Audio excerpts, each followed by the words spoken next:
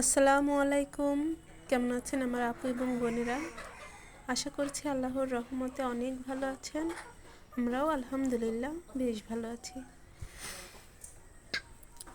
কাছে এবং দূরে, দেশ এবং দেশের বাহিরে যে যেখান থেকে আমার আজকের এই ব্লগ ভিডিওটি দেখছেন তাদের সবাইকে স্বাগতম। Welcome to my channel and welcome to my new blog video.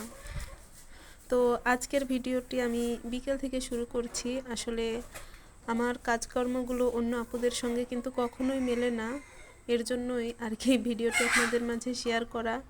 তো অনুরোধ রইল ভিডিওটিতে একটা লাইক দিয়ে দেখা শুরু করবেন, আর যদি ভালো লেগে থাকে তাহলে প্লিজ কমেন্ট করে জানাবেন। আর যারা আমার ভিডিও আজকে প্রথম দেখছেন তারা আমার চ্যানেলটিকে সাবস্ক্রাইব করে পাশে থেকে যাবেন। তো দেখুন, শীত কিন্তু অনেকটাই পড়ে গেছে। এই কদিন কম্বল গায়ে দিয়ে চলছিল, কিন্তু এখন দেখছি শীতটা অনেকটা বেশি পড়ছে। আর আমার একটা বোন বলল যে ডাক্তার নিষেধ করেছেন যত দামি কম্বলই হোক না কেন বাচ্চাদেরকে যেন না ব্যবহার করি। তো আমি যেহেতু আমার ছেলের সঙ্গেই ঘুমাই, তো ওকে নিয়ে ঘুমানোর জন্য আসলে আমি এই কম্বলটা রেখে আর কি লেপ বের করে লেপের কভারটা একটু ধুয়ে দিয়েছিলাম। আর এখন বিকেলবেলা এটা যেহেতু শুকিয়ে গেছে, তাই ভাবলাম লেপের কভারটা আর কি ভরে নিয়ে বিছানাটা গুছিয়ে নিই। তো এই যে দেখুন, আমার বিছানাটা গোছানো সুন্দর হয়ে গেল। আসলে কি বিয়ের আগে কিন্তু আমি লেপের কভার অনেকবার আর কি ভরেছি, সমস্যা নেই। আসলে এটা অনেকেই পারে না, বাট আমি পারি। তো এরপর বিকেল টাইমে মুরগিগুলো এসেছিল। আমার কিছু মুরগি আছে, তো ওদেরকেই খেতে দিচ্ছিলাম। আসলে আমার ছেলেটার জন্য এতগুলো মুরগি নেওয়া, বাট একটা মুরগিও ডিম দিচ্ছে না, জানি না কেন। আসলে আশেপাশে যাকে বলছি তারই সেম সমস্যা, কেন যে ডিম দিচ্ছে না আমি জানি না, হয়তো বা ছোট দিন এর জন্য। তো মুরগিগুলোকে খেতে দিয়ে এসে এখানে আমি জুনাইদকে আর কি একটু বললাম যে হোমওয়ার্কগুলি করো। আসলে ও স্কুলে যায় ঠিকই, কিন্তু ক্লাসে ঠিক মতো কিছুই লেখে না। তো ওর খাতাগুলো বের করে দিচ্ছি, ও যেন সুন্দর করে হোমওয়ার্কগুলো করে, আর আমি বাকি কাজগুলো একটু করে নেব।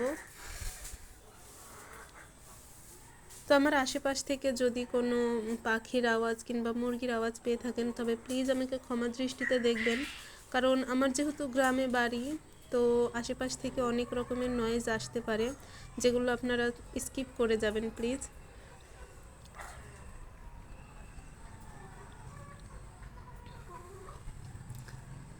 এই তো দেখুন, এখানে আমি জুনাইদকে হোমওয়ার্ক দিয়ে বসিয়ে দিলাম।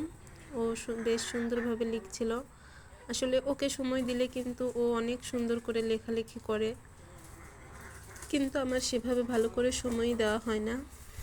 আর এরপর কিছু কাপড় ছিল যেগুলো আমি ভাঁজ করে নিয়েছি। আসলে এখন প্রায় সন্ধ্যা হয়ে গেছে, তো সন্ধ্যার সময় কিন্তু একটা স্টুডেন্ট আসবে পড়ার, আর ও কিন্তু একাই পড়ে, যার জন্য আমার আর কি ওকে সময় দিতে হয় সন্ধ্যার পর।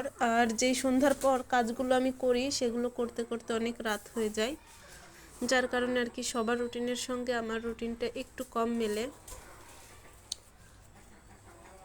তো এই জন্যই বিছানাটা বেশ ভালো করে টান টান করে গুছিয়ে নিচ্ছি। আসলে একজন আসলে ভালো দেখায় না, আর ওর সঙ্গে ওর মা বোন আসে, যার জন্য লেপটাকে আমি ওই দিকে দিয়ে দিলাম।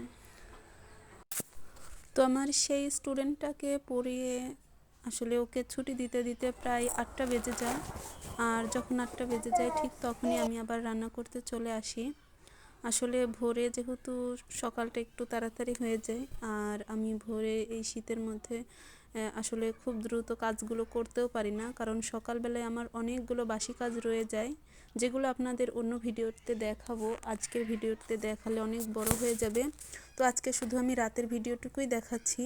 তো যার কারণে ওকে ছুটি দিয়ে আমি 8টার পর আর কি রান্না করতে বসেছি। আসলে রান্না করাও কিন্তু মুখের কথা নয়, কারণ এখানে তরকারিগুলো কেটে নেওয়া, তারপর বেটে নেওয়া, এগুলো ধুয়ে তারপর রান্না করতে আসা। আসলে রান্না করতে কিন্তু খুব একটা সময় লাগে না, এগুলো জোগাড় করতেই বেশি সময় লেগে যায়। তো দেখুন, আমি কিন্তু এখানে যত দ্রুত রান্নাটা করে দেখাচ্ছি, রান্নাটা কিন্তু আসলে এতটাও দ্রুত হয়নি।